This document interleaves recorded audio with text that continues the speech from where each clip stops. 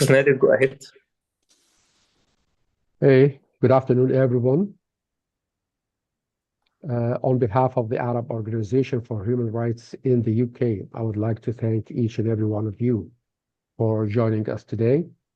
We are pleased to welcome those of you who have been able to make it and to attend and contribute to this webinar titled Returning from Gaza, Doctors Witness to the Crisis.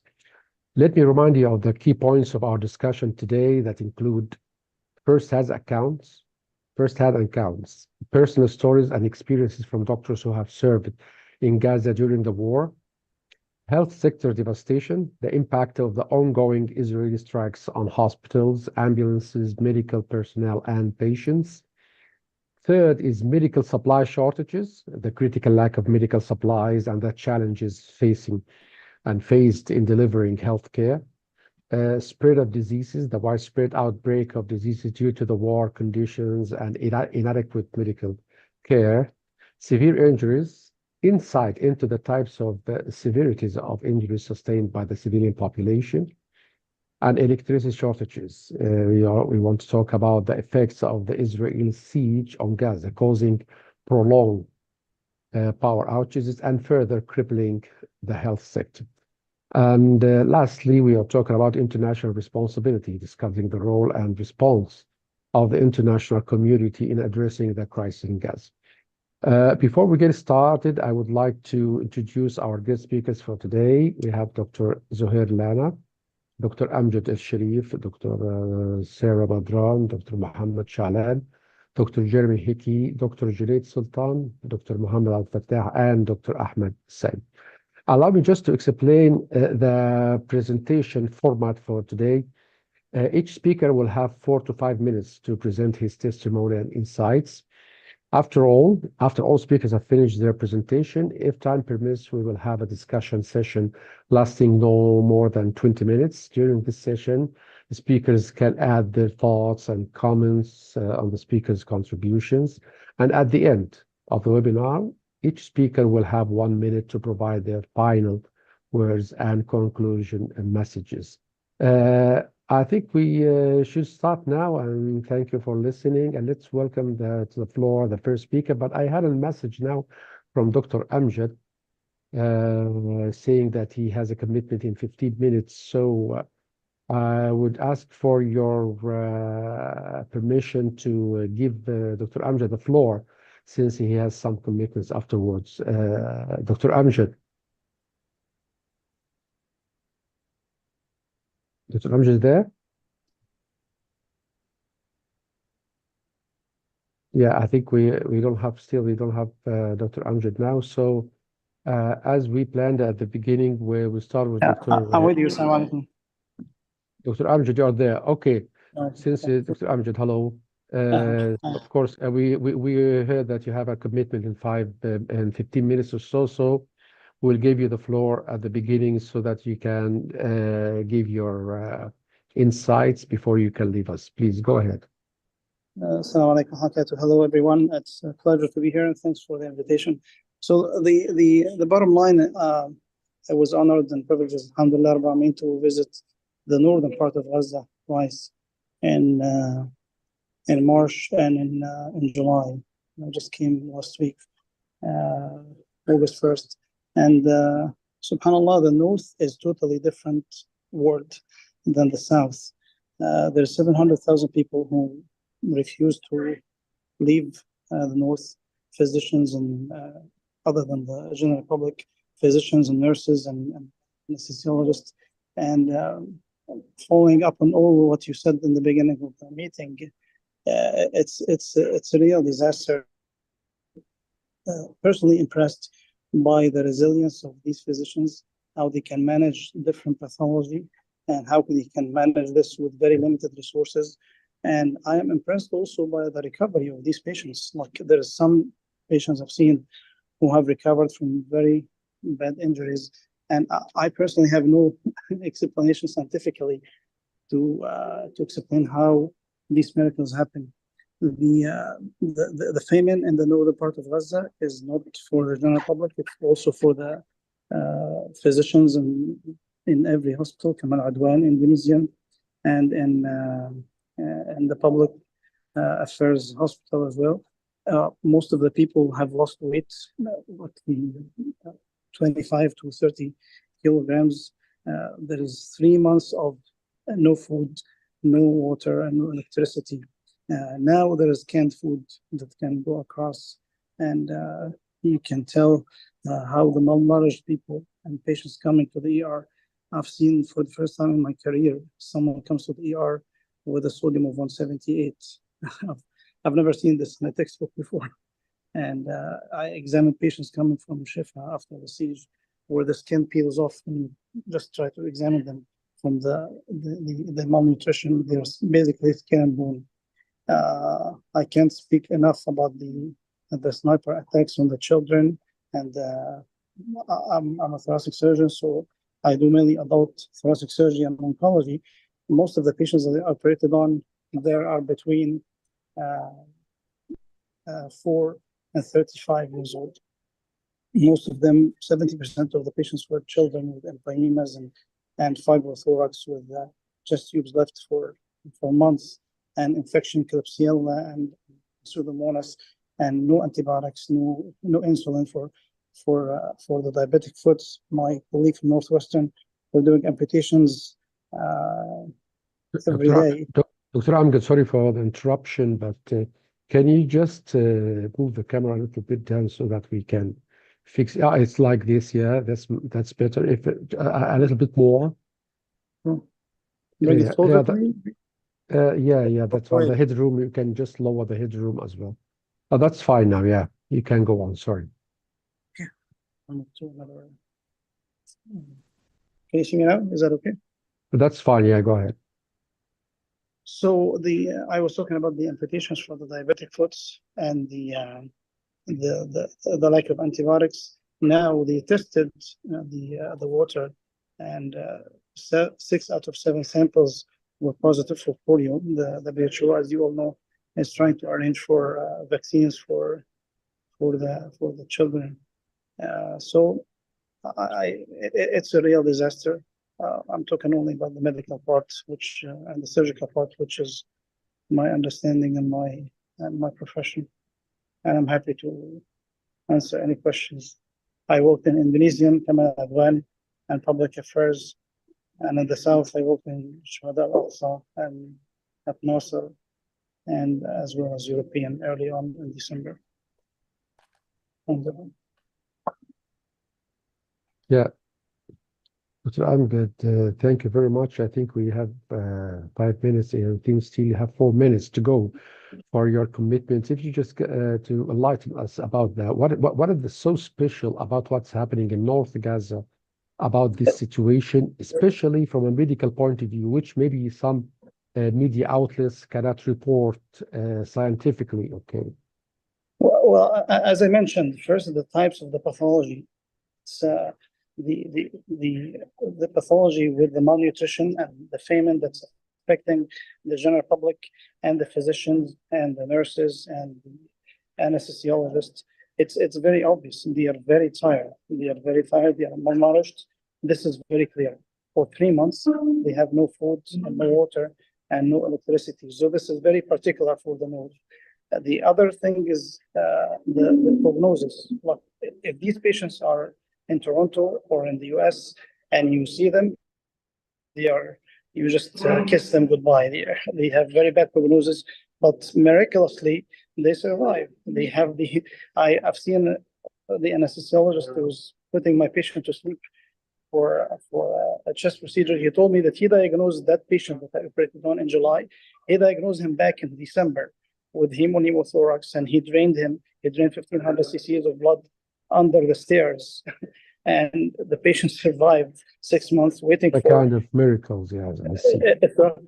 He saved someone 12 years old, came into the ER with GCS of 10, and he saw brain matter coming out of her skull, and the family were preparing to put her in a coffin, taking her with the martyrs to bury her. And then they saw a physician. They told him, well, can you help? He's an anesthesiologist. So he told them, I'm not really a surgeon. So he did whatever he can, and he took the brain matter out. He sutured the skull and the scalp, and he showed me her picture 8 months afterwards, surviving. And this is stuff that you don't see in a textbook. And the other thing which I advised them to write is the limited resources. How can they can?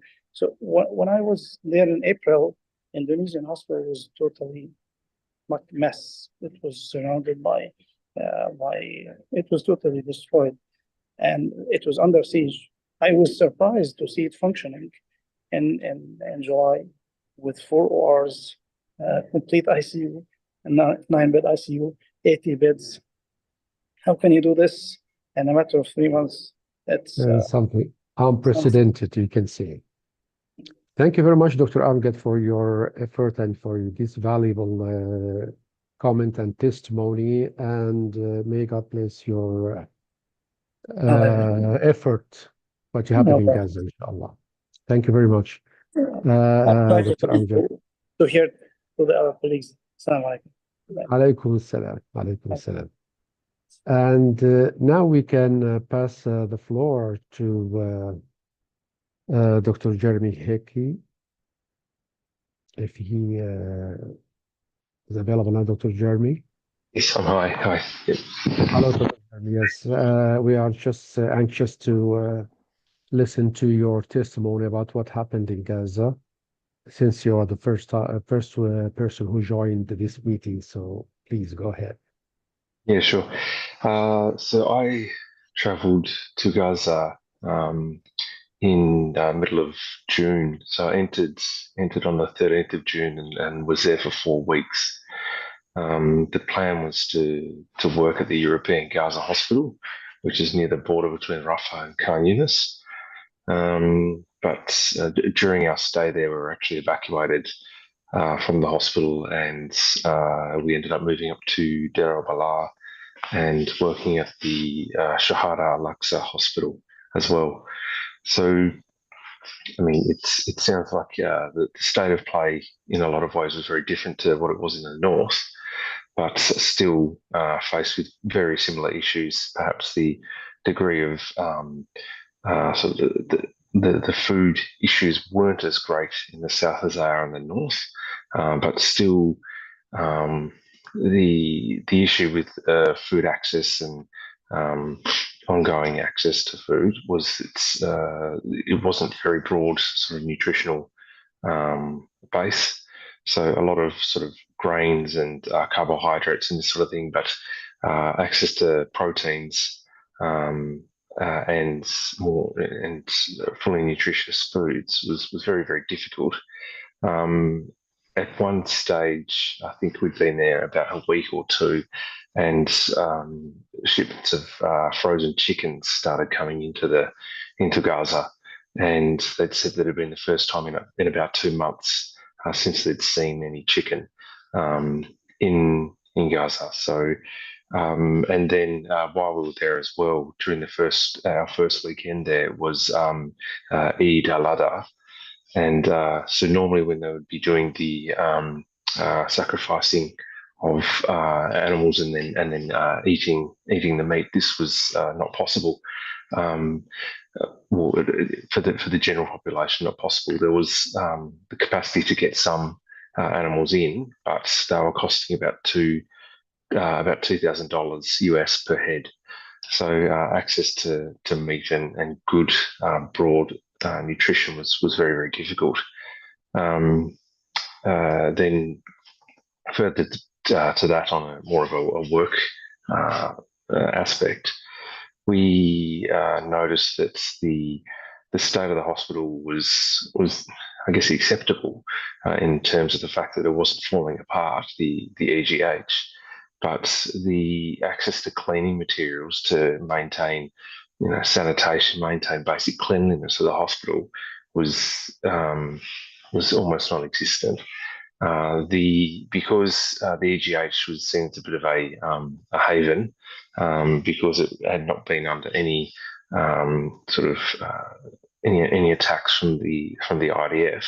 There was a reasonable sort of community of people living in and around the hospital itself. from what I've heard, it wasn't as significant as it had been previously. But the fact that there was so many people living in and around meant it just put so much extra strain on the services within the hospital, including like the sanitary services. So every other day there were issues with sort of sewage spilling out into the walkway, sometimes covering a whole road running outside the hospital. And at one stage as well, there was a huge pool of effectively sewage in a little courtyard area, which was just outside the intensive care unit.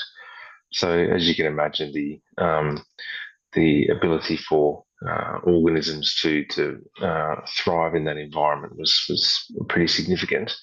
And so we saw quite a number of cases of hepatitis A. So there's been a lot of talk about that in the media recently, but this has been going on for some time.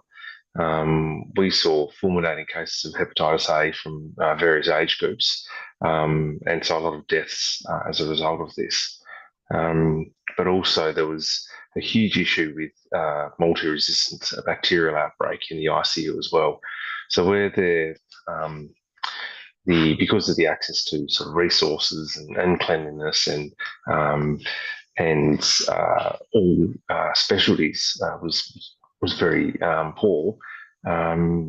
The mortality rate in the ICU was already quite high, but then throwing in on top of that you get these people get over their initial insult, but then end up with some sort of infection, whether it be from a ventilator or in a wound or something like this, which would then cause their demise.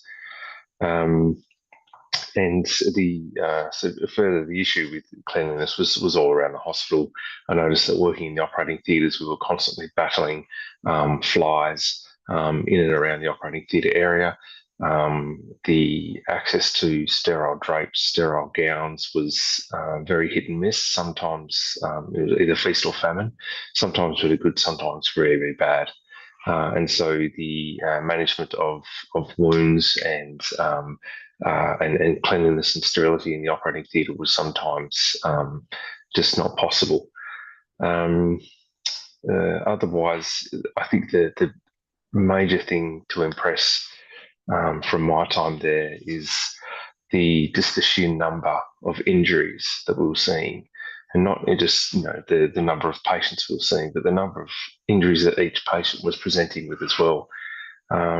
These blast injuries were a massive problem when I was there.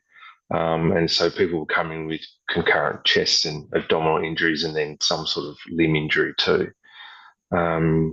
And quite a number of these were critically unwell and went on to die. And we're also faced with the issue of having to triage these cases, not only to determine what resources we had to expend on these patients, but also which ones we could actually get to theatre for sort of more definitive procedures to try and fix the issues that they presented with. And it was quite disturbing, the number of young people who were coming in, so whether it be children or sort of young adults. The number of sort of people in sort of children and childbearing years was made up of most of what we saw in terms of injuries, whether that be gunshots or blast injuries. And along with those gunshot injuries as well, the number of people that were being peppered with rounds from these quadcopters, those mini drones with little machine guns mounted on them. The number of people presenting with injuries secondary to those was just astonishing. Dr. Jeremy, so sorry for interruption, but I want to ask everybody with us today to just turn on the camera, so that all the videos are there on the panel. So anyone who is turning off the camera, please put it on. And Dr. Jeremy, may I ask you a more specific question about the condition of the medical crews there? How was your daily life? How was your daily issues like sleeping, eating, and a place to live, a place to manage your own daily life? Tell us more about this way of life that you are practicing there. So we were quite fortunate. We had there was a group of four of us initially, which then dropped down to three, and we had a group of volunteers working with us as well, about three or four volunteers working with us. We all shared a fairly small room, but we had a roof over our head, and so yeah, there's about sort of six or seven of us sleeping in the same room at once. So it was cozy, but yeah, like I say, we were out of the elements. We were, because we were able to take money in, we could afford to buy food while we were there. So we weren't ever suffering from lack of nutrition personally. And You were suffering. otherwise, we weren't particularly, in the sense that we Ah, always, yeah, not myself or my crew. We were able to access food because we were able to take money into Gaza. But the local teams, obviously, there's no income coming in because there's no money to send on to people. So the so you're hospital will living just supply on us. kind of donations, or you can manage to have some food from here or there. Yeah, yes. Was that difficult for you? Was that a kind of Look, I was challenge? expecting that this would be the case, and so sort of went in sort of forearmed that the food access would potentially be an issue. So there were definitely times in the day when you could hear your stomach growling from the other side of the room, but you just sort of got on with it. I think the fact that there was so much work, and you could be working for 15, Exactly. 16 hours in the day, you just sort of forget about it and you just sort of get on with it. There was always tea flowing somewhere, so as long as there was tea, we managed to keep going. Yeah. Okay, thank you very much, Dr. Jeremy, for your this valuable testimony about happening in Gaza, and especially when we knew about the conditions you were staying in, and uh, so many troubles and problems with patients, the situation of living, and really thank you for your effort over there. And thank you very much, Dr. Jeremy. And now I think we must pass the floor to Dr. Mohammed Shalan. Dr. Mohammed Shalan.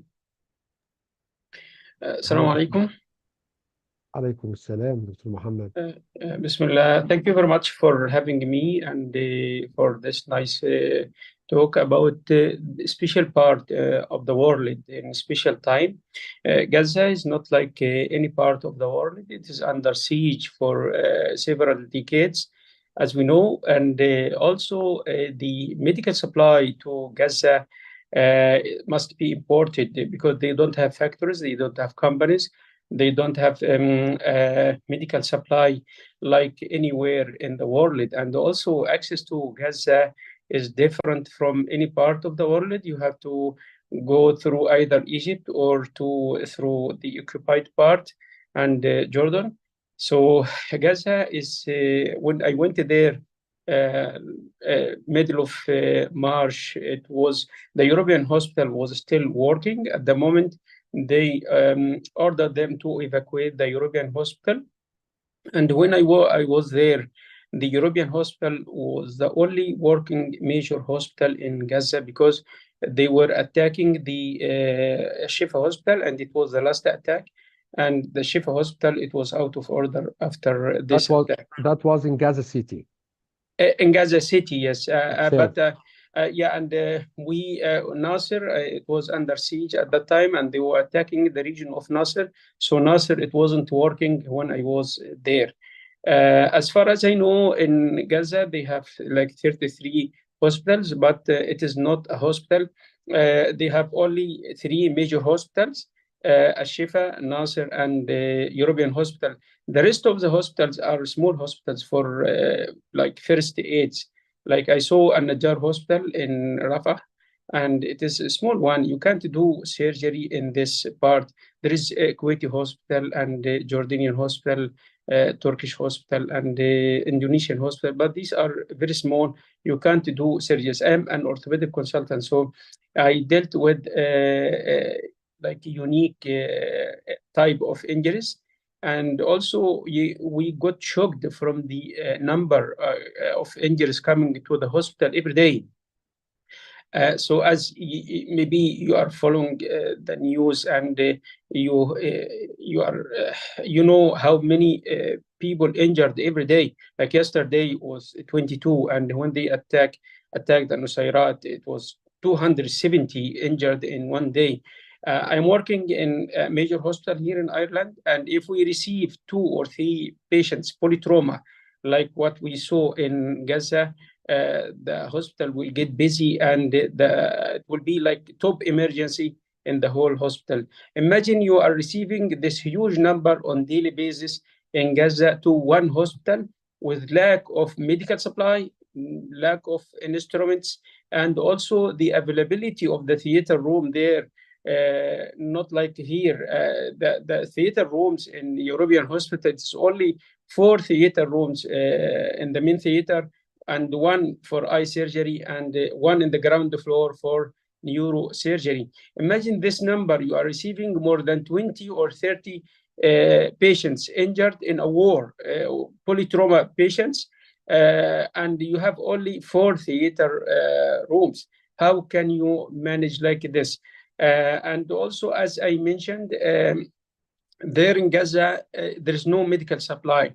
So you have to carry everything with you. And this is not an easy job. You have to go through Egypt and then across Rafah. So sometimes they can allow you, sometimes they advise you to return it back to Egypt. So it is not an easy job to carry these items with you.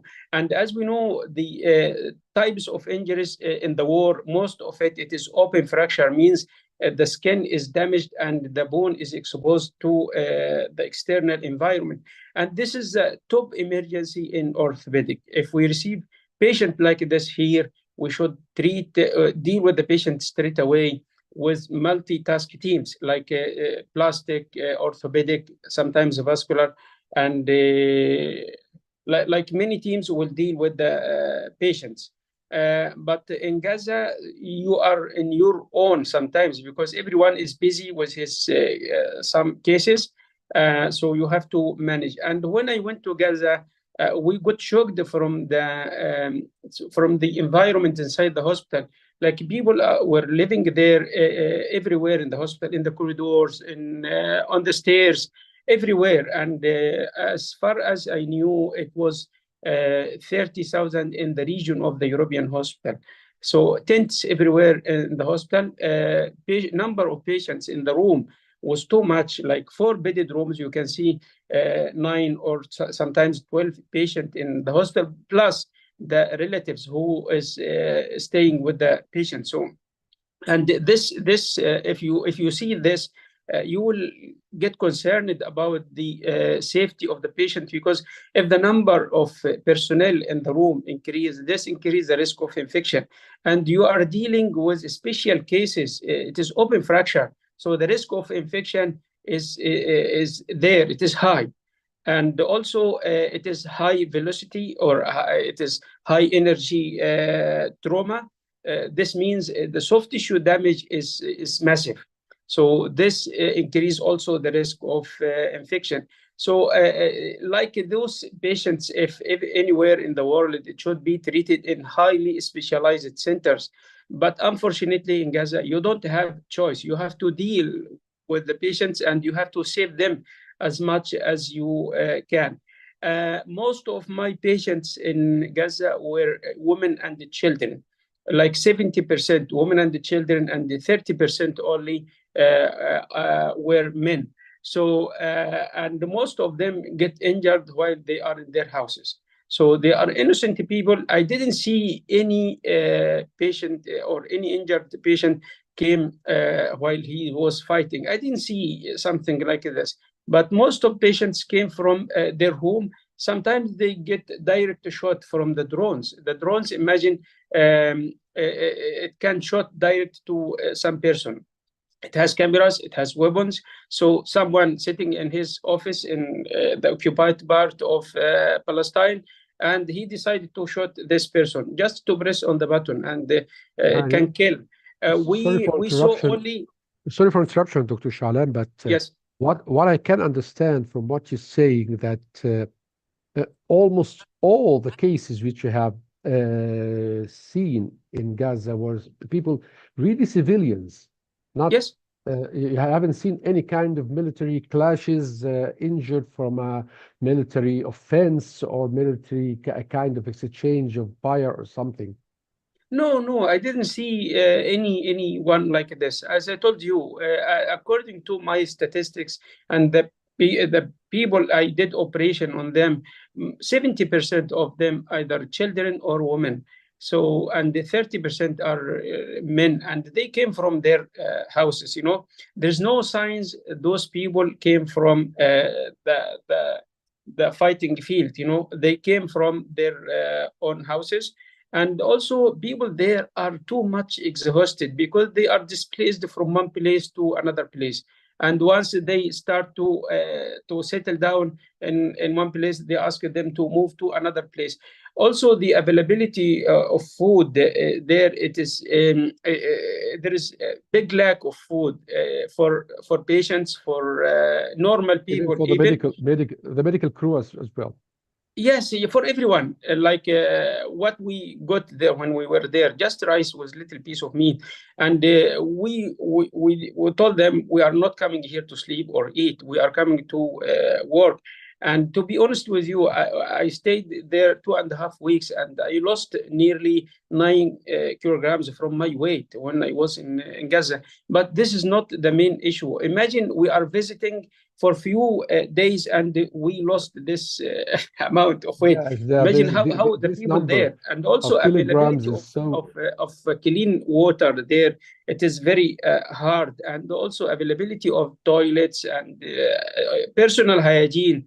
It is not there at all. So it is hard Yeah, it's a good situation, example especially that people are you are exhausted. mentioning about the people there, that you yourself, Dr. Shalan, lost something like 9 kilograms in just something like 20 days or less. So imagine people who are suffering the same situation for something like 9 months. So imagine how is that. It gives a real picture of what's happening inside this. Dr. Shalan, thank you very much for your Thank you. I just t- a few words. go Now ahead.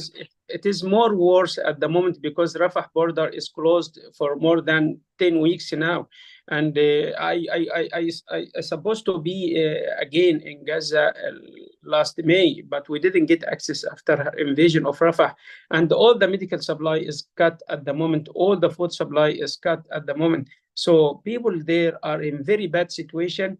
As I mentioned, the European hospital now is not working. Most of the staff, I am in touch with them. They moved to Nasser Hospital, and Nasser Hospital was attacked when I was there. So it is not working in full capacity. So yeah, they told me they don't have like plates, screws, or nails to fix the fracture. They don't have What you even want the to say drapes, that to cover what to use happened it for during surgery. your stay there in last March?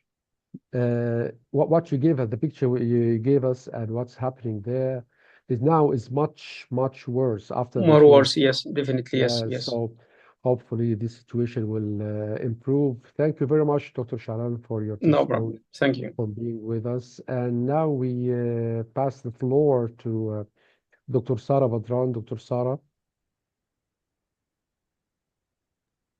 Sarah Badran with us. Hi, assalamu alaikum. Thank you so much for inviting me to share. Yeah, go ahead. Can you hear me okay? Yeah, we can hear you. Go ahead. I have to say, I'm currently in Amman. We just left the West Bank to try to help there. So my brain is very full, and I'm going to try to be brief. I was there basically the first 3 weeks of May. And there are so many layers to all of this. And there's been a lot of talk about the snipers and the shooting and the bombings. And so I'm not going to talk about that. As a pediatrician, I'm a pediatric interventional cardiologist by training. And so I'm going to talk about maybe some other aspects that are less sensational. So first of all, just, Gaza as a whole, as you guys have described it, there's the environment that you've all talked about, lack of resources, the problems with water, et cetera, and housing and moving around. But there's even more than that. There was like the day when it was pouring rain and all the tents flooded.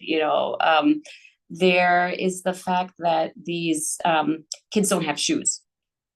shoes are in such high supply. People would pay anything for a suitcase with wheels because they're constantly moving and being moved around. There's no Pampers, no feminine hygiene formula, things that you might not think about as, sensational things to find on the news. And I think what got me the most was really the hopelessness combined with putting people on a pedestal. Sort of like, oh, the people of Gaza are amazing and they never complain and they all say, don't worry, it'll be fine. But really, when you look at them, they are so not used to it. They are not accepting that their kids are going to die and that they're going to die. And they are desperate to try to make it work, and they keep trying. And so the kids who finished high school, who are not going to go to college, and the kids who finished, are about to graduate medical school, and their medical school is destroyed and bombed, and their professors are, who knows where they are. The life savings that went into building this house that's gone. I mean, those are the stories that are just devastating. You just look at these kids, they're like, I'm in my last year of pharmacy school. What's going to happen to me? And so if you keep that as your overall environment, then on top of that, you can talk about the sorts of illnesses. So of course there's shootings and bombings, and I can talk about the kids I saw that got shot in the head or the leg and that died. And that's one issue. But more striking is what I'm going to say, the lack of care for chronic diseases, right? So people who are insulin who can't get it, who are diabetic who can't get their insulin, they're taking the wrong medications, they're borrowing, they're just trying to take something else instead. Their blood pressure is completely out of control. That's killing a lot of people, both kids and adults. So to say that I saw a 3-year-old die of asthma, like that is criminal. So, I mean, that nobody should die from that anymore. Hepatitis, there's a lot of hepatitis. Now, is it from alpha toxin from the wheat sitting out and getting some of that toxin on it? Or is it actually a viral hepatitis? Who knows? There's no way to actually do the medical testing to know the cause of the hepatitis. But the kids are in coma. That doesn't happen in a developed country. You give enough glucose and fluids and they're doing okay. That's not really available. So that's sort of like that insidious lack of ability to just to treat chronic diseases and then they're weak and malnourished, and then any acute illness will kill them. So those are sort of the big picture things that I wanted to talk about. And then other than that, I think my stories are similar to others in terms of, a kid who was so proud that that he memorized some Quran was going to enter a competition and now he can't.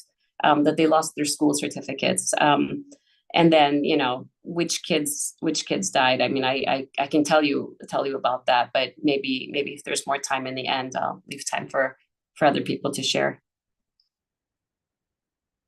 Thank you, Dr. Sarah, for your testimony. But I just want to ask one question about. You came out from the West Bank, and have you moved from Gaza to the West Bank and then to Jordan, or you went from Rafah crossing? Yeah, we entered from Rafah, and then they closed the border. The fighting in Rafah started while we were there. So we had to leave through Jerusalem and Tel Aviv, and I went back to Michigan. And I'm back now for a second time. I couldn't get to Gaza. And so we're trying to, I was just finishing a mission in the West Bank for basically 10 days, and I'm about to leave again. So, I mean, your testimony, the first hand was in Gaza and what's happening there. So you're sharing the same feeling, the same news, the same impression you had about the situation in Gaza, especially it's not just one problem is happening, it's the mix of problems like lack of medicines, lack of even medical crews, and lack of safety even in food and this to daily living. So I don't want to repeat the question, but just I want to know from you, how was your daily life in Gaza? Were you suffering? And maybe you can let us know how was your suffering compared to the people who are there, because journalists are not available in Gaza, so we need to hear that from you. Yeah, I don't feel I suffered, but I think I was hoping to live like the people in Gaza, and they don't allow that. They have so much pride, and they want to treat you like guests. So if I give some formula. Next thing I know, they're trying to give me some jewelry that they inherited from their grandmother. They try to carry you on a platter, like they have nothing, and they always say, come into my tent and share some tea. And the tea is terrible, and it's very watered down, so I don't feel I suffered. Of course, we slept on the floor. There were times where it was hard to find water. I also lost probably 15 pounds. But it compared to the people there and knowing that it was very short, it didn't feel like we suffered at the time, if that makes sense. To drive, so we were staying in Rafah at first in a deconflicted house, and then we would drive to Khan Yunis, to the European hospital, and just driving through, the smell of decomposed bodies in the rubble that had not been evacuated, you could smell that very clearly. It looked like an apocalypse, and we drove through that until it got so unsafe that we just had to sleep at the European hospital. And even that, I mean, between us, all of us as doctors, maybe there was one restroom that we had to walk, some distance to. So it wasn't fancy for sure, but compared to the people there, alhamdulillah, I really can't complain. Yeah, I mean, you mean that even the Israeli authorities did not cause any kind of, obstacles or trying to stop you or something? Well, I mean, it depends. I mean, it was all relative. At first, it was all remote. So you have the zanzana, constant. You can't talk to somebody in front of you. And the bombs are falling. So there were times where my colleagues would be up all night. Somehow the sound of bombs was not keeping me up. I'm not sure what's wrong with me, but many times people didn't sleep because the house was shaking, even our deconflicted house. And the bombs got louder at the time of the adhan. So there was a lot of that sort of maybe psychological warfare. The only time I directly faced with Israelis was when we were leaving. So the trip out of Khan Yunis to get out, to get to the airport in Tel Aviv, near the end of May, there was a tank that blocked our path for a while, things like that. But again, I personally didn't suffer significantly. Yeah, thank you very much, Dr. Sarah, for your testimony, and hope you can go back again and can do whatever you want. You seem that you are so anxious to go back, right? Inshallah, hopefully. Inshallah. Thank you very much, Dr. Sarah. And thank you. And now we will pass the floor to Dr. Mohamad Abdelfattah. Dr. Mohamad. Hello, thanks for having me. Dr. Mohamad. So I was also had the privilege of serving at the European Gaza Hospital in early May, at the same time as Dr. Sarah, who just spoke. We were one of the last groups to enter through Rafah when it was still under Palestinian Egyptian control. And the invasion started shortly after we entered. But a few days into our stay there, it was very clear to me, very evident that this aggression on Gaza, this war on Gaza, is a war on children. I'm an adult intensive care unit physician, and the ICU at European Gaza Hospital was majority kids of all ages, from 2 years to teenagers, with horrific wounds, explosive injuries, shrapnel all over their bodies, multiple limb amputations, severe burns, total body burns, where you can't recognize their faces. They're swollen, their hair singed off. And these burns are severe in that they already carry a high mortality, even at the best burn centers in the world. And so in Gaza, it was a death sentence. And that's what I saw. I didn't see one burn victim survive, unfortunately. They would succumb to their wounds or to their infection or to infection. And infection control, as we heard before, was a really difficult situation at the European Gaza Hospital. There was no hand soap. There was no sanitizer to wash their hands for the staff. And so bacteria, very resistant bacteria, were spreading throughout the ICU like crazy. The ventilators, as we heard before, were contaminated with very resistant bacteria. So any patient that needed to be on a ventilator would shortly develop a severe pneumonia. The fly issue was very evident. There were flies throughout the ICU that would be flying on wounds and then flying to the next door patient and just spreading bacteria. You know, these burn victims, they require frequent dressing changes of their wounds. And we had an excellent wound care team with us, but they were just overwhelmed. They could not keep up with the amount of burns. And so the dressings would not be changed daily. And so these dressings would become saturated, weeping, infected. And so the patient would suffer the consequences. And as an ICU physician, our goal is always to stabilize the patient. And we did everything that we could to stabilize them. But unfortunately, within 24, 48 hours, they were dying of infection. And so the kids were the majority of the victims. And it's not even just the patients that were admitted to the hospital. You know, as we heard before, the European Gaza hospital is a shelter, sheltering thousands of families. And there were kids everywhere, up all throughout the night. I remember leaving the hospital late at night, 1, 2 a.m., and I still saw kids playing outside. And so there's no routine. They have no routine. They've been out of school for 10 months. As we heard, a lot of them are barefoot. Their clothes are torn up. You could tell they haven't had access to or bathed for several days. All of them are thin. They've all malnourished. And so this just was very evident to me overwhelmingly. The victims and are children, and that this is going to have lasting effects for decades and generations. And so I just wanted to bring attention to that. And as we all heard, that the European Gaza hospital has been evacuated since we were there. And the situation is just getting worse every single day. What time did you go out from Gaza, Dr. Mohammed?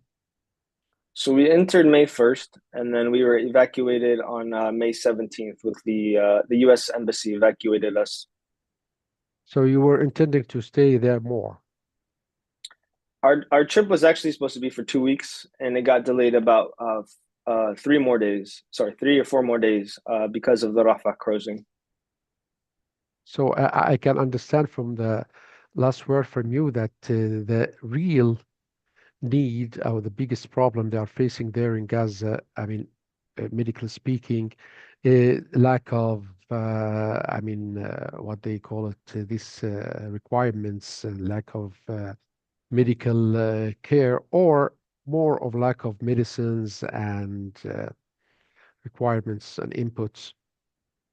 So there's lack of supplies, there's lack of functioning equipment. You know, I was in the ER very often when we'd have a trauma patient show up to the ER. And, you know, the first thing that you want are vital signs. And so we would put blood pressure cuffs that were not functioning. I couldn't get an adequate blood pressure. I couldn't get an adequate pulse oximeter, something that was working. So it was hard to get basic vital signs. Additionally, we had limited supplies of IV fluids in the ICU. We ran out of antibiotics, IV flushes to just flush the lines. So there's limited supplies of all the supplies. And did you take something from you when you were entering Gaza, or you were not allowed to take?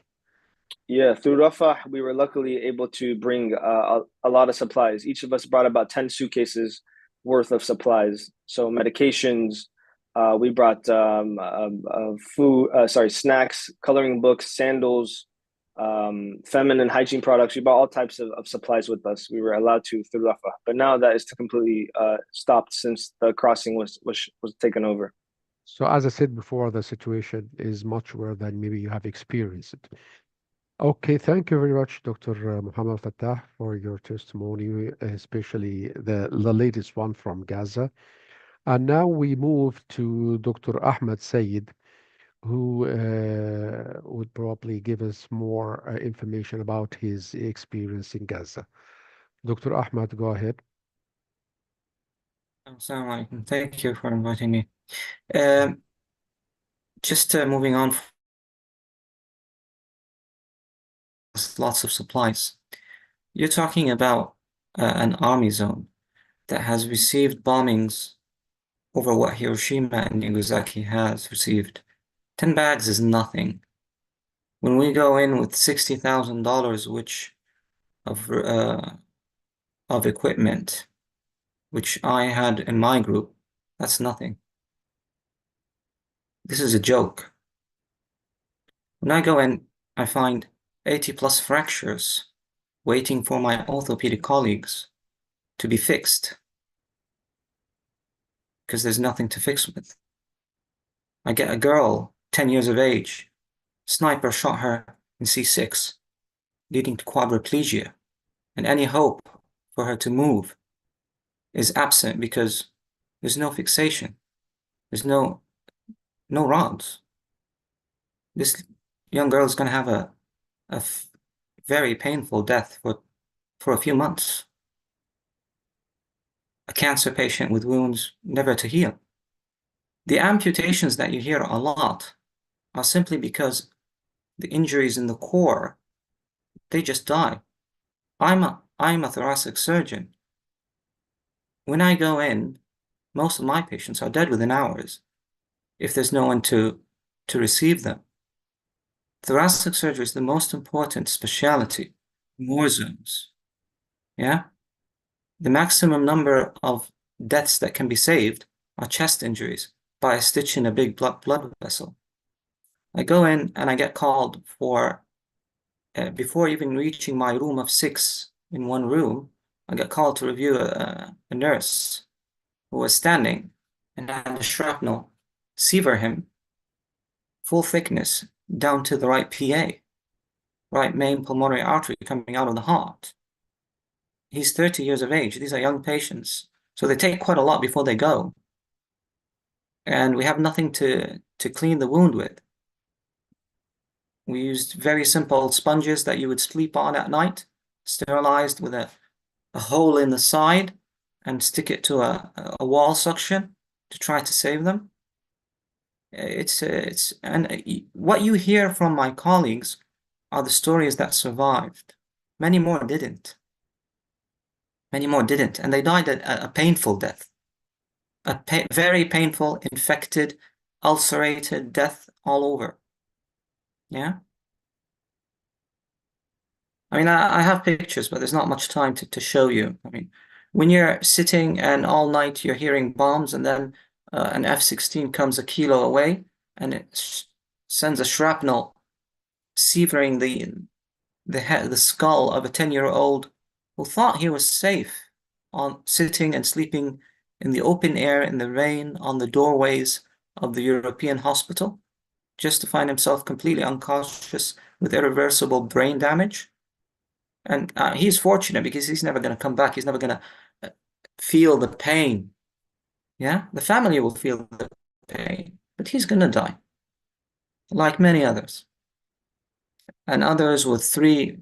I mean, when you get a 30-year-old breadwinner and you amputate one of his limbs and the other one is about maybe amputated, or the 17-year-old that you cut him above knee both sides and hand him back to the family, and the wife is weeping, and the other 17-year-old mother is devastated.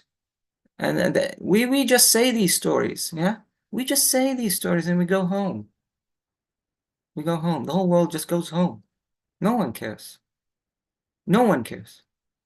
This world has proven that it is survival of the fittest.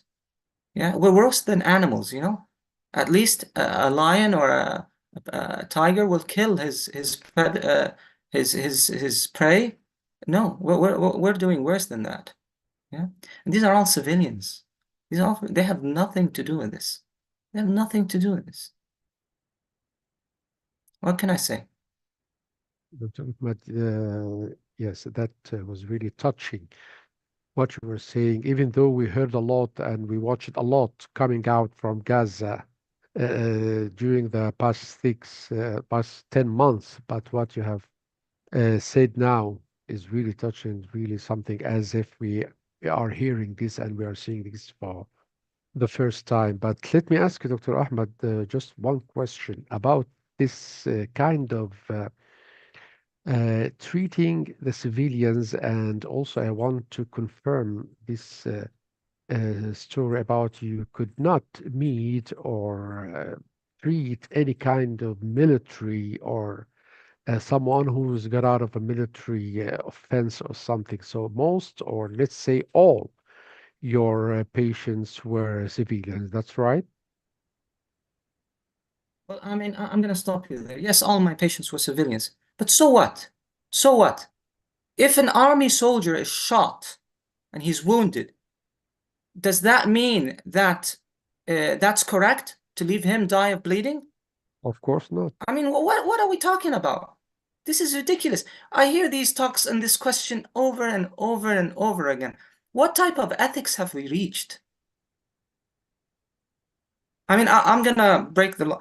Is Hamas, I mean, I can go to jail now. I don't care. Yeah. Is Hamas a terrorist state for protecting and defending its people? I'm fed up of all this wishy-washy questions. What are you trying to say, brother? These are people defending them. Of course, I'm talking about what For God's about sake, the everyone's Israeli, turned his back on them. as the Israelis claim that most of these areas and most of these hospitals are So filled you with. go to the thief or the killer and you ask him Of course, I mean, I about just want to confirming your information. One that he killed him. Why do you consider Israel as someone reliable after all these lies? Who believes Israel? I'm just Don't want quote to a liar, brother.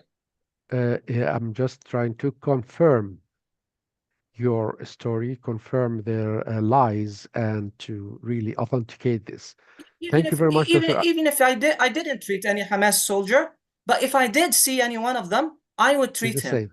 Of course, you will treat him, but that's what we're trying to just to bring the picture on the ground to some people who may still have some ideas or wrong ideas or different meaning. Thank you very much, Dr. Ahmed, for joining us and your testimony and your time. And now we move to Dr. Zouhair Lahna. Dr. Zouhair, are you there? Assalamu alaikum. Alaikum assalam. Dr. Zouhair, go ahead, please. Yes, thank you. Thank you for this invitation and this organization for human rights in Gaza. It's important to discuss about what we're doing as physician and surgeon there, and the human rights of those people, 2 million people that one of ministry. When Minister of Israel said that it's be nice to don't give them to something to eat and maybe to die in, it's not a problem for him. And when we were there, we see that this is no human right for these people. I went there 3 times, 2 times with Rahma and the other times 1 month ago. In the first time I was with Ahmed Sayed. He gave a big testimony because when I have some reflection, but what we do there as doctors and as physicians, because all our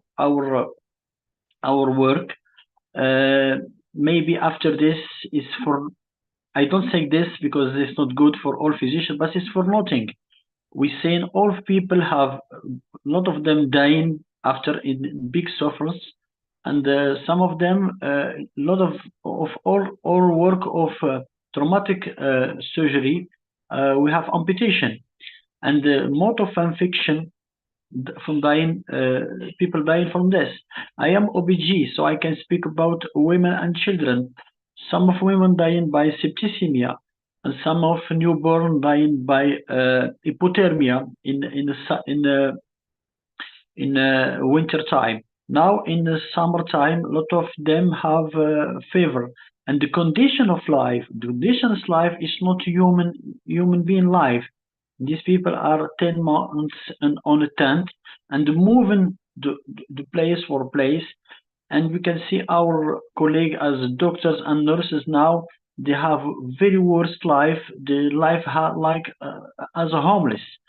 They do a big effort to be like a human being and to be clean in the morning and maybe have time of laughing, but because they do a lot of big of resilience for this life, and they have big of fight without fight, without religion, without we say in France foi, it's maybe fight for la foi. It's when you believe in because I don't speak very well for English. I'm a French speaker, but maybe they give them some courage to come in every morning in hospital.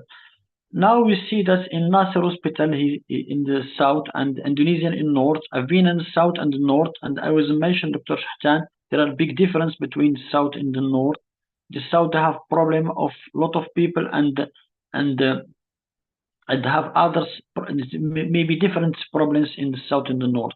But all of this place now with the closing of Rafah border, they have less of all medication. And when I thought about what we do there as doctors and nurses, and lot of us are Muslims. Maybe they use us for showing the world that they give a chance for doctors to come in to help the others. As Netanyahu say in Congress, there are no problem for supplying or food or medication of other things. But now, as doctors, when we come back, all of these people come in this meeting at others. We are injured. We are injured because we can't do what we have to do with this suffering people. We can't do with this big injury in the world. For me, I am lot of experience with other NGOs for 25 years, and go in Syria, in Yemen, in Africa. I never see the war like this. I never see in the world war that people can't go outside in the injury place, because in other place in Syria they can go to Oman, to Jordan, to Turkey, and other people can go in other place. But Gaza Palestinian people can go outside with paying $5,000 before 6th of May, but now they don't go outside. They can't do it. I'm just waiting for dying in every place, in every moment, even in Mawasi, when we were, because they said this is safe place. This is the right thing in this. This is the big injury and the big human rights in this moment. Dr. Zouhair, thank you very much for your time and for your testimony, and we appreciate it very much.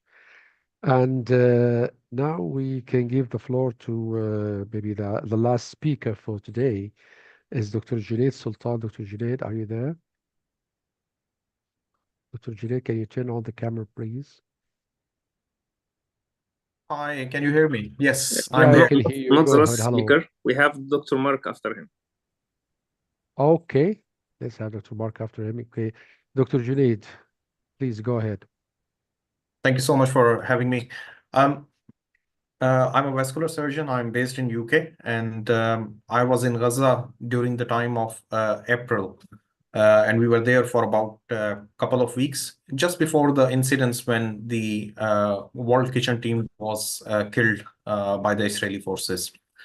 And we were among the few people who met them on the day before entering, and we were refused entry on the day. And so it was quite kind of, like a very strange sort of a feeling when we were given kind of, an option. Okay, we can go next day after they killed the World Kitchen team.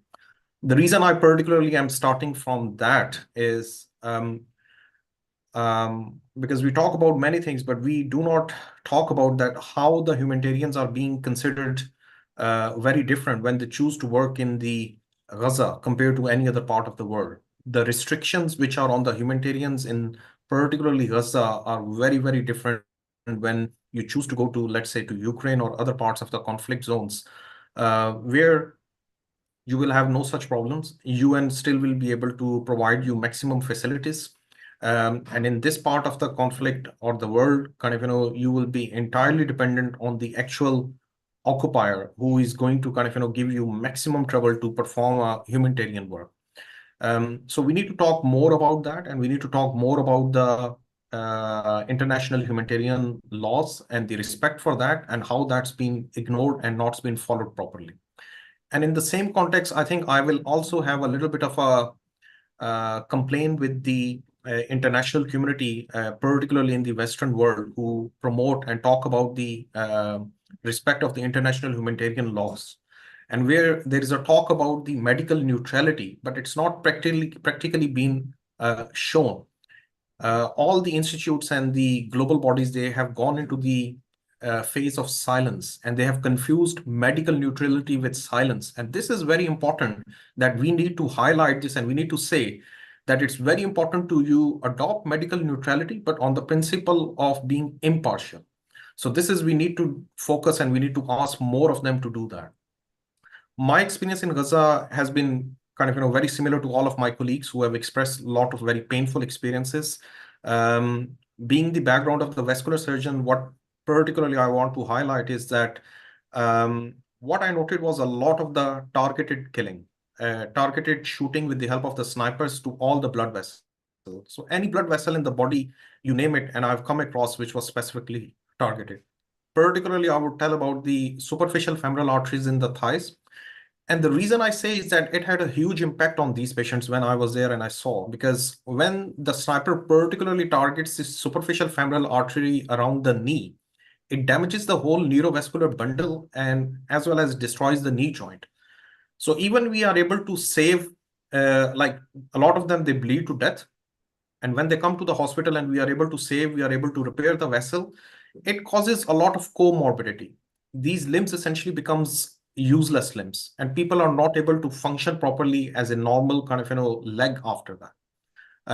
And even if they survived the operation, then because of the lack of antibiotics, painkillers, and other, they were getting a lot of complications, pseudoaneurysm, and they were end up having with amputations. So that was having a significant impact on the morbidity of that population, and we were getting a lot of amputees due to that. Then around the limbs, neck, name any part of the vessel. And they were any, and particularly 2/3 of the patients were again children. And I removed kind of, bullets which were from the groins of the 6 to 8-year-old children. And I was not able to explain this, that why there are bullets by snipers in the groins of 6 to 8-year-old children. And they were of the bullet of the type, like the, which goes and blasts in the body, which had a very significant impact because it goes and it blasts and it causes a significant damage to the neurovascular whole bundle. And that's why the patients were having kind of, the dysfunctional limbs after that. So that's why I noted there was a very large number of people who needed quite significant rehabilitation support. And the physiotherapy department and institute was completely, those facilities were destroyed.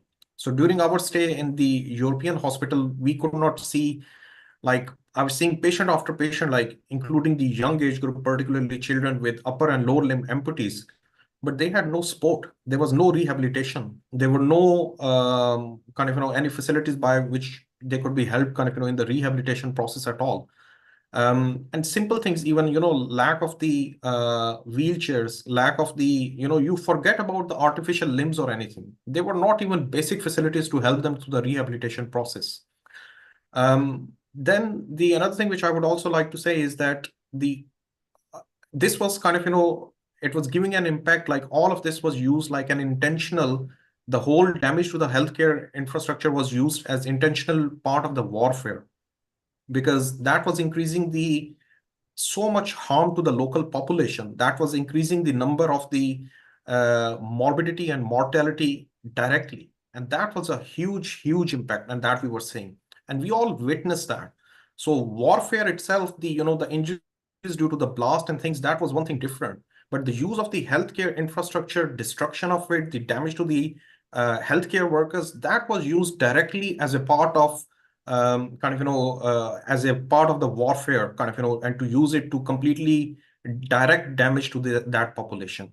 And this damage was not only in the secondary care, which we were seeing in the hospital, but it was also seen in the community. The community setup, like there was absolutely no support to the people, due to which kind of, not only the patients who were having suffering due to the direct damage to the warfare, like bombs, gunshot, but people with the chronic injuries, like the renal patients, diabetic patients, they had nowhere to go. I've seen people, who were coming with appendicitis and cholecystitis and who could not come to the hospital in due time, and they died because of that.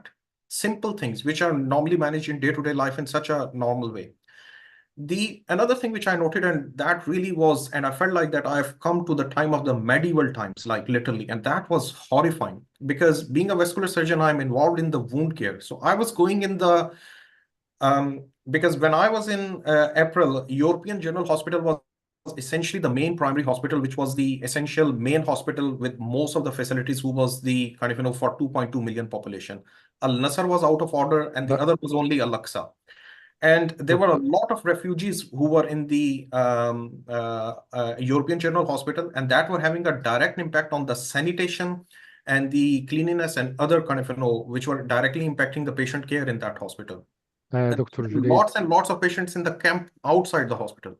And when I was going to do a ward round, and I noted there were so many patients who were evacuated from the destroyed Al-Shafa and Al-Nasser hospital, and they had nowhere to go. And their wounds were just absolutely filled with maggots and larvae. And the another thing which I noted was that they had, a lot of them had the bed sores, because they were just lying literally on the floor with no proper mattresses and wound cares to look after them, and no nursing staff to turn them to give them the appropriate care. So this was like Thank you very much, Dr. Junaid, for your time and your informative testimony. And now we should give the floor to Dr. Mark Perlmutter, who was in Gaza, and he has, I think, very interesting testimony to share with us. Go ahead, Dr. Mark. Can you all hear me okay? Yeah, we can hear you. Okay, Go I'm ahead. having trouble getting my phone going to a speaker, and I'm sorry I had to shoot to the office. We're having Oh, we can hurricanes hear where very I'm at, well. and I lost power to my house. But if somebody can give me a thumbs up if you can hear me. Yeah. Okay, good. I'll give a different perspective. There's very little that I could add. I had some disagreements with what one of the presenters said, but everybody has their right to their opinions. But basically, everybody has summarized that what we saw there was horrible. What we saw was out of the context that one would expect as a war surgeon in the population that we treated, not the nature of the wounds, but the population that we treated. Sorry, I'm getting an emergency alert about a tornado in my area. A tree actually fell on my house this morning. That's why I'm at the office. But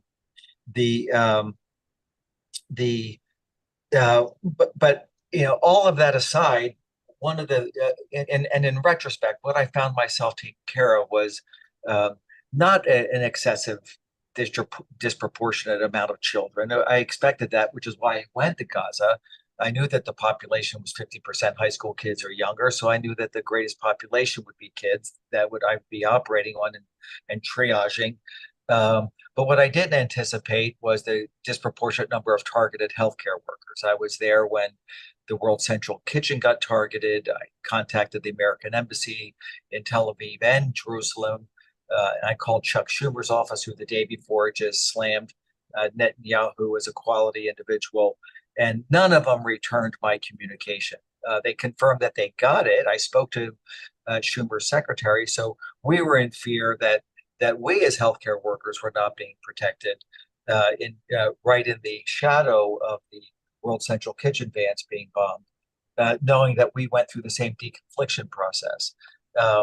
So understanding that kids were being disproportionately targeted by the numbers that would come into the ER at the European Gaza hospital where I was at April and March, and operating on healthcare workers that survived sniper bullets, and seeing children that were deliberately hit by sniper bullets twice, which makes it a non-accident. No kid gets shot twice by mistake by a sniper. That made me realize that we had to assume the role of journalists. And since I've gotten back from Gaza, that's the role that I've tried to achieve. For example, I did something on CNN on Christiana Amanpour's relief interviewer. And after she asked me what my thoughts were, she said, well, CNN cannot independently verify that, to which I responded, and to which didn't make the broadcast. That's because you're not allowed in the country. That the only people who have eyes and ears on the ground were, in fact, the doctors and nurses that were allowed in, the ones who are qualified to say that this is inappropriate carnage, the ones that are allowed to say, yes, I took care of a healthcare worker with a sniper bullet. Yes, I've seen a disproportion of young adolescent girls with lower extremity gunshot wounds and young boys with terminal gunshot wounds, sometimes twice. We have to state, we have to become the journalists. They can take what we say and promulgate that through the airwaves, but we all have to assume that role. Having a conference with each other is very valuable, but in order to serve a purpose, I think we have to get on the airwaves and play the role as a journalist and let the world know how targeted the Palestinian population is. And I say that as somebody with Jewish heritage. We have to actually step out of our boundaries and decry that this is not Judaism versus Islam. This is Zionism versus decency. And we have to espouse the difference. If we're not political, we have to become political and state that, because our goal should be to, as surgeons, to eliminate disease and the progression of disease. But the disease is promulgated here by a 2,000-pound bomb on a tent city that's meant to bust the bunker in Afghanistan, marginally illicitly at that. But when on a tent city in Rafah is by no definition targeting a specific Hamas player. So I think it's inane to argue whether you would take care of an injured soldier or not. No, our charge is to take care of anybody who has an injury, irrespective of their alliance. But our charge is also to prevent the progression of this disease. And the only way that we're going to do that is becoming the journalist, because most of the journalists who were there were killed. Those that weren't killed had their equipment confiscated. Those that didn't have their equipment confiscated were imprisoned in Israel, or hurt so badly that they had to leave, or they were kicked out of the country. Independent journalists were kicked out of Israel. We've got to let the world know what we saw. And individually, we have to hold that banner. And individually, we have to speak to as many groups outside of our own close circle. And that would be my message. We all saw things that were horrible. We all have to now share that with social media and the legacy media, which is just now starting to wake up. They're still putting out a sterilized story. I was kicked off of X because of gratuitous gruesomeness. And my response to the office when I called them was, yes, it's gruesome, but it's not gratuitous. It's the truth, what's happening. I am a war reporter. I am the Walter Cronkite of my day, because he's not allowed there. And so if you want to have a lasting impact, if you really want to fix more than one child and one human at a time, then speak to the public. No matter how small the venue is, it's going to make a positive impact. We've got to get the word out to outside of our close circle and share it to the public, and post pictures, tell the truth, and become a journalist.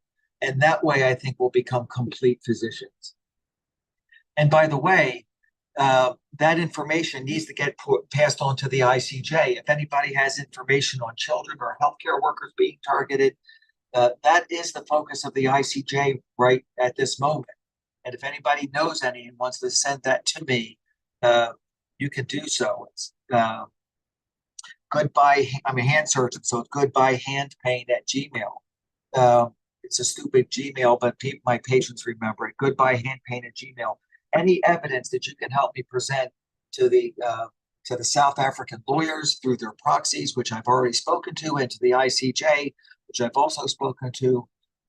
Let's provide data. Let's provide testimony. Let's provide photographs. If you have telephone numbers of patients that survived and are willing to testify, provide that information. Let's give the ICJ the bullets so that we can stop other bullets from flying through the air. Dr. Mark, thank you very much. And this is really informative, and I hope this will be beneficial to everyone who wants to really send a message either to ICJ or whoever the world, as the press is really prevented from going into Gaza. So maybe the doctors can take care of this mission, just a little bit of this mission. Thank you very much for joining us, Dr. Mark. And now, as we said at the beginning, we are at the end of the webinar, and each speaker, if he wishes, have 1 minute to provide his final words or conclusion or comments on this webinar. So anybody who wants to contribute to this comment, please let me know.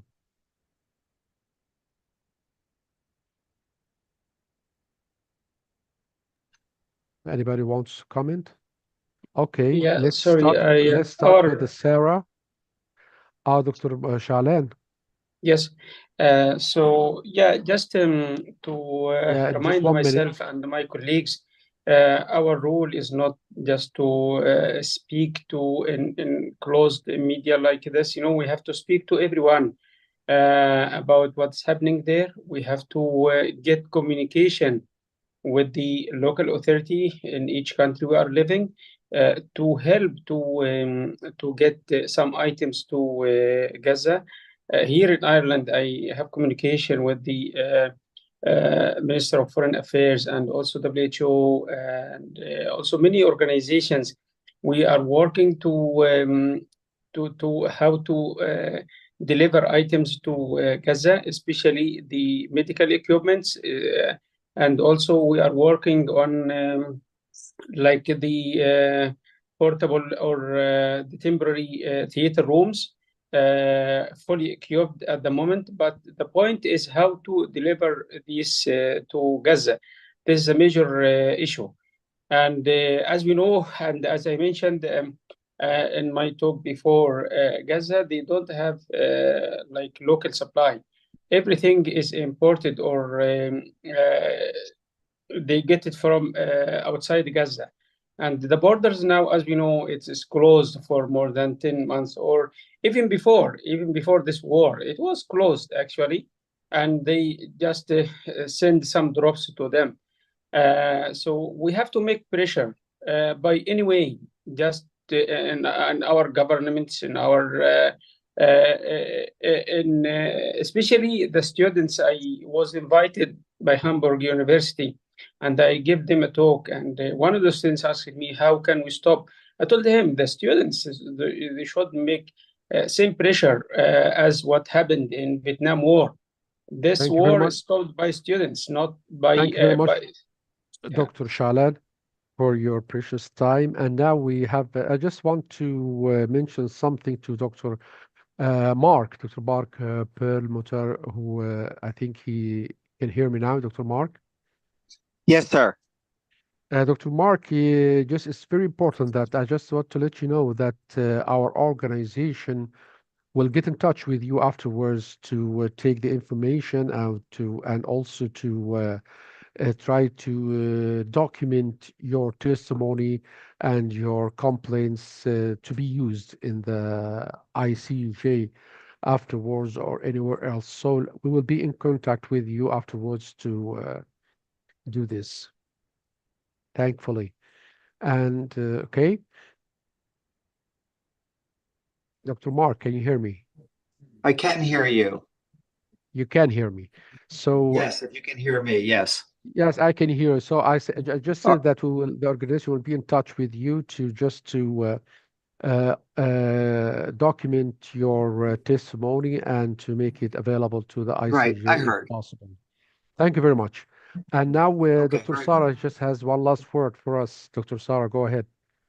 Absolutely. Thanks to I agree with everything everybody said, and thanks for, saying the parts that needs to be said. I woke up the day after the World Central Kitchen bombing or shooting, and I was like, oh my God, now they're going to intimidate healthcare workers from going. And that is the day I decided I was going to go no matter what, if I had to swim there. And so the intimidation of, don't say anything, you might get fired, If you say anything that's pro-Palestinian, that may be misconstrued, and your job and your career and your et cetera might be threatened. The lack of any knowledge of the history of what's going on, or anything that any of the real sort of facts. And I think I've been able to do that, and most people can if they put their mind to it, and keep it completely free of religion, to be honest with you. It's just not against Judaism versus Islam. And we all know that. And sort of educating the public. The images of the kids that I'm a pediatrician. Many people at first said, pediatric cardiologist, an interventional pediatric cardiologist, what are you going to do? Close ASDs? Like, why would they agree to leave and let me go? But thankfully, I was able to go, because I do want to bear witness and share these stories. I tell them to the cab driver, to people at the supermarket, like, absolutely, Mark. These stories have to be told, because if the more people speak up, the more people who've been secretly saying, thank you for saying that I know, the more they will also be encouraged to speak up, and hopefully this will end. Thank you for inviting me to this. Thank you, Dr. Sarah, for your time and for your precious contribution.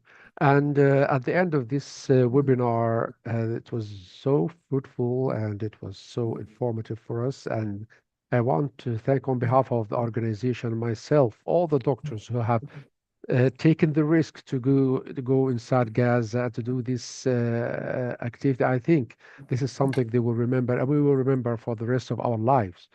And I would like to thank everyone who has taken part in this, either by speaking or commenting or listening. Thank you very much for your precious time, and goodbye.